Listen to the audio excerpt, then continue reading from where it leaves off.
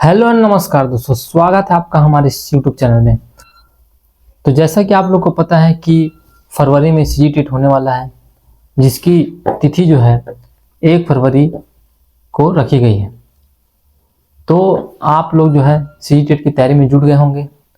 तो उसी संबंध में हम बात करने के लिए आज वीडियो बना रहे हैं कि किस प्रकार की इसकी तैयारी करनी है। और जो नए लोग हैं, जो पहली बार इस पेपर को दे रहे हैं, वो उनको मन में बहुत सारे कंफ्यूजन होते हैं कि कैसे तैयारी करें, कहाँ से तैयारी करें, किस प्रकार की रणनीति हो और हम पहली बार में ही इसको कैसे निकाल सकते हैं।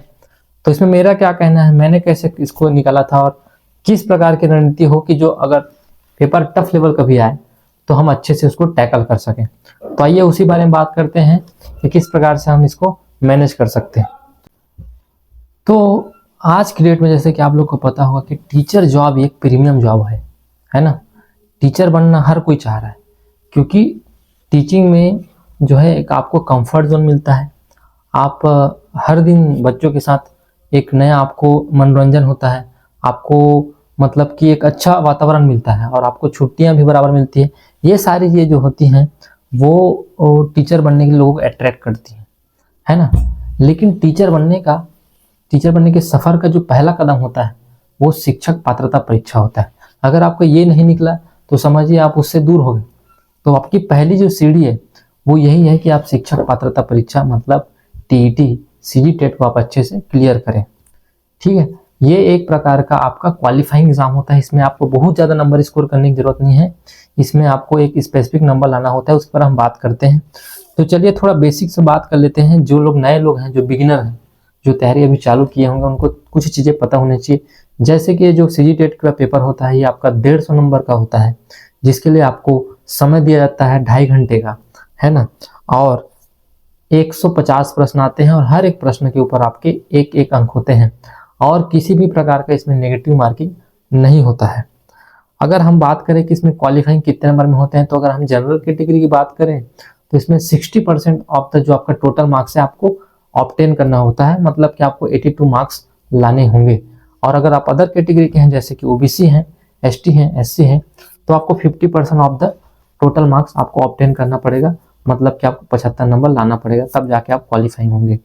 दूसरी इंपॉर्टेंट बात इसकी एलिजिबिलिटी की बात करते हैं। तो इसमें आपकी एलिजिबिलिटी होगी, आपका ग्रेजुएशन होना चाहिए, साथ में आप या तो बीएड कंप्लीट हो गया हो या डीएड कंप्लीट हो गया हो, या फिर आप पढ़ रहे हो, या फिर आपका एडमिशन हो चुका हो।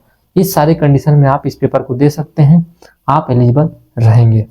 ठीक है, तो अब यदि हम इस बारे में बात करें कि इस पेपर की शुरुआत कैसे करें, इसको पढ़ना कैसे है, किस प्रकार से अगर आप पहली बार इसको दे रहे हैं तो कैसे आप स्टार्ट करेंगे। तो सबसे पहली बात, अगर आप नए हैं और स्टार्ट करना चाहते हैं और जो पढ़ भी रहे हैं, वो भी उनके लिए भी बहुत सारी चीज़ें हैं जो इसमें आपके काम की होंगी। तो आप भी ध्यान से सुनेंगे तो आपकी समझ में आएगा। तो सबसे पहला काम जो जो नए लोग जो तैयारी करना चाह रहे हैं, उन लोग सबसे पहले ये काम करेंगे कि सिलेबस को आप अच्छे से देखें, सिलेबस को आप अच्छे से रीड करें, है ना। सिलेबस जो है, सिलेबस में कोई चेंज नहीं हुआ है, सिलेबस वही है जो पहले था। तो सिलेबस को आप पहले से अच्छे से पढ़ें, ताकि आपके दिमाग में रहे कि हाँ ये टॉपिक रहता है, ये ऐसा। सिलेबस को पढ़ने से ये अंडरस्टैंडिंग होता है और सिलेबस की हार्ड कॉपी आपके टेबल में होनी ही चाहिए। सबसे पहला काम आपको यही करना है। उसके बाद जस्ट आपको प्रीवियस ईयर के पेपर को देखना है, चाहे आपको आता हो उसका, चाहे ना आता हो, आपको देखना है। 4-5 साल के पेपर को आपको उठा के देखना है कि पेपर आता कैसे है। उससे एक आपका आइडिया होगा, जब भी आप कोई चीज़ पढ़ेंगे, कोई सब्जेक्ट आप पढ़ेंगे, तो आपको दिमाग में क्लिक करेगा, हाँ जी ऐसा टाइप का क्वेश्चन पूछाता है। तो उससे रिलेटेड आप क्वेश्चन की तैयारी करने में आपको मदद मिलेगी।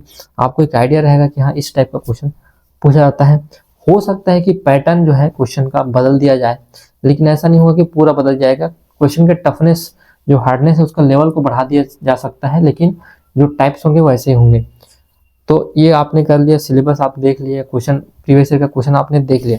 अब उसका एनालिसिस करने के बाद आपको सिलेबस के टॉपिक्स के हिसाब से पढ़ना है, आपको कुछ भी नहीं पढ़ते रहना है। क्योंकि जैसे आप हिंदी पढ़ रहे हो तो हिंदी में तो बहुत कुछ है, लेकिन आपको टॉपिक हिसाब देखना है कि उसमें क्या क्या है, आपको उसी को पढ़ना है, आपको सब कुछ नहीं पढ़ना है। तो सिलेबस के हिसाब से टॉपिक को पढ़ना शुरू कर देंगे और पढ़ने के बाद उसका उसका बहुत सारा क्वेश्चन को प्रैक्टिस करना है। बहुत सारे बच्चे क्या होता है कि क्वेश्चन कम प्रैक्टिस करते हैं, जिससे उनका जो है तैयारी डाउन रह जाता है। आपको पढ़ना तो है और उससे ज़्यादा ही उसका प्रैक्टिस करना है, जितना आप प्रैक्टिस करेंगे, प्रैक्टिस पे आपका फोकस ज़्यादा रहना चाहिए, कहाँ गलतियाँ हो रही है उसको आपको पकड़ना है। तो आप पढ़ेंगे टॉपिक को, उसके बाद उसका प्रैक्टिस करेंगे। और प्रैक्टिस कहाँ से करना है, आपको प्रीवियस ईयर के क्वेश्चन को प्रैक्टिस करना है और नए क्वेश्चन को भी प्रैक्टिस करना है। प्रीवियस ईयर को इसलिए प्रैक्टिस करना है ताकि आपको आइडिया रहे कि किस प्रकार के प्रश्न आते हैं, और नए क्वेश्चन को नए प्रश्न को इसलिए लगाना है ताकि आपको दिमाग चलता है कि नहीं चलता आपको चेक करना है। हाँ भाई, नए क्वेश्चन आते हैं, मेरे बन रहा है कि नहीं बन रहा है, इसलिए आपको उसको देखना है। ठीक है, कहाँ से करना है, कैसे करना है, वो भी आगे हम बात करते हैं, है ना। तो अभी जो लेटेस्ट पैटर्न के हिसाब से जो पेपर वाले हैं उन लोग कूट वाले प्रश्न अधिक बनाते हैं और कथन और कारण वाले प्रश्न ज़्यादा बनाते हैं। तो आप इन दोनों टाइप के प्रश्नों पे ज़्यादा फोकस करने का प्रयास करेंगे ताकि आपका नंबर अच्छा आ सके। तो ये प्रैक्टिस करने के बाद आपको उस टॉपिक से रिलेटेड टेस्ट देना जरूरी है। टेस्ट बुक ऐप में आपको अच्छा खासा टेस्ट मिल जाएगा, वहां से आप लगा सकते हैं और टॉपिक खत्म होते होते टेस्ट दे देना है। ठीक है, और मैनेज आपको ऐसे करना है कि एक दिन में आप 2 सब्जेक्ट पढ़िए तो ज़्यादा अच्छा रहेगा। क्योंकि एक दिन में आप कंटिन्यू एक ही सब्जेक्ट पढ़ेंगे तो आपको बोर लगेगा या आप उसे ऊब सकते हैं। तो आप एक दिन में हो सके तो 2 सब्जेक्ट को एक साथ कैरी करने का प्रयास करेंगे। ठीक है और जो सब्जेक्ट आपको लगता है कि मैं इसमें बहुत कंफर्टेबल हूँ, जैसे किसी को मैथ बहुत अच्छा कंफर्टेबल होता है, तो उसको आप रात में पढ़िए, क्योंकि जिसमें आप कंफर्टेबल हैं उसके लिए आपको फोकस की उतनी आवश्यकता नहीं होती। लेकिन जिसमें आपका मन नहीं करता उसको आप सुबह टाइम पढ़ लीजिए, या जिस टाइम आपका दिमाग ज़्यादा चलता है उस टाइम आप उसको पढ़ सकते हैं। तो ये हुई आपको स्टार्ट कैसे करनी है तैयारी उसके ऊपर। अब हम बात करते हैं कि स्पेसिफिक सब्जेक्ट कितने नंबर का होता है और उसको तैयारी हम कैसे कर सकते हैं, कौन सी बुक से हम उसका तैयारी कर सकते हैं। अब हम इसके मेन टॉपिक के ऊपर आते हैं। तो यहाँ जो मैं बता रहा हूँ वो सीई टेट आपके वर्ग 2 के लिए, मतलब 6 से 8, मतलब पेपर 2 के लिए है कि इसके सिलेबस में क्या आता है, कितने नंबर का आता है, उसको किस बुक से या किस तरीके से कवर किया जा सकता है, इसके ऊपर हम बात करते हैं। तो सबसे पहला सब्जेक्ट अगर हम देखें तो यहाँ पे आपका बाल विकास एवं शिक्षा शास्त्र आता है, जिसको हम सीडीपी कहते हैं।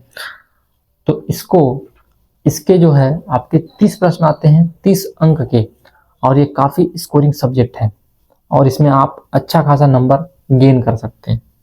इसमें सबसे इम्पोर्टेंट चीज़ जो मेरे को लगता है वो आपके कंसेप्ट क्लियरिटी के ऊपर है। आपका जितना अच्छा कंसेप्ट होगा, उसमें पकड़ होगा, आप चीज़ों को उतना अच्छे से बना पाएंगे। दूसरी इंपॉर्टेंट चीज़, इसमें जो कथन वाले क्वेश्चन होते हैं कि किस वैज्ञानिक ने क्या कहा, ये भी इंपॉर्टेंट होते हैं, वो आपको रटना ही पड़ेगा, उसके अलावा आपके पास कोई ऑप्शन नहीं है। तो इसको तैयारी करने के लिए आप लूसेंट की जो बुक आती है चाइल्ड पेडागोजी की, उसको आप प्रीफर कर सकते हैं।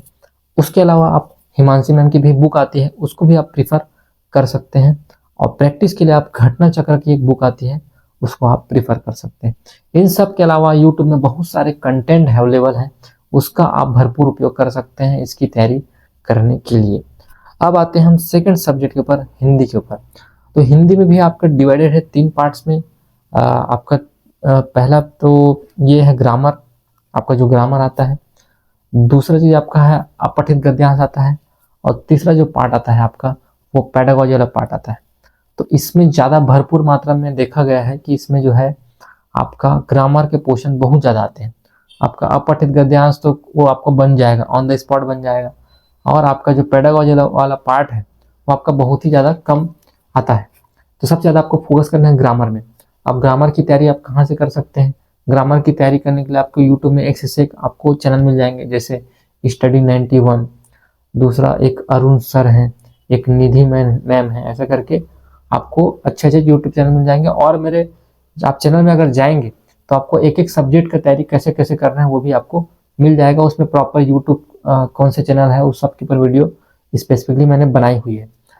तो ये हुई बात। और अगर आप पेडागोजी तैयारी करना चाहते हैं हिंदी के लिए तो डीएलएड की जो बुक आती है ना, उसका पीडीएफ जो है मेरे टेलीग्राम चैनल पे है, उसको आप वहाँ से डाउनलोड कर सकते हैं और उससे वहाँ उसका टॉपिक सिलेबस में जो टॉपिक उसको देख के पढ़ सकते हैं।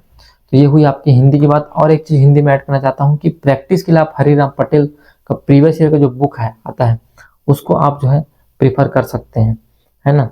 इसके डिटेल वीडियो जो है हिंदी के लिए मैं ऑलरेडी डाल चुका हूँ कि पुस्तक का फोटो वोटो सब दिखा दिए हैं, उसमें बता दिए हूँ, उसको आप देख सकते हैं।